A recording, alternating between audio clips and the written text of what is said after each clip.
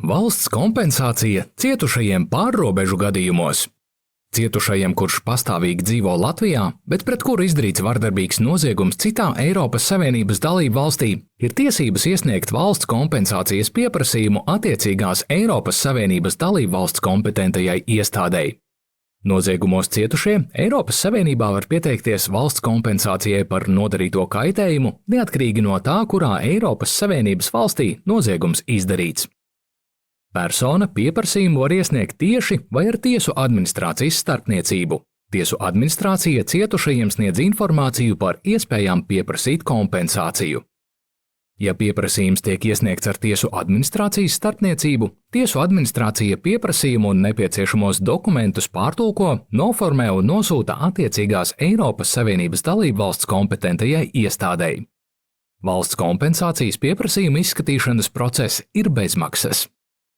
Aizpildītu kompensācijas pieprasījuma veidlapu var iesniegt elektroniski, parakstot ar drošu elektronisko parakstu un nosūtot uz e-adresi vai elektronisko pasta adresi pasts@ta.gov.lv.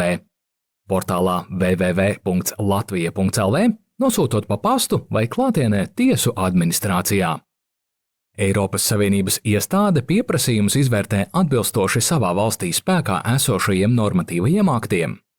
Ja attiecīgās Eiropas Savienības dalībvalsts kompetentā iestāde pieprasa papildu informāciju, pēc personas lūguma tiesu administrācija sniedz norādījumus, kā arī nepieciešamo informāciju un dokumentus pārtulko un nosūta iestādei.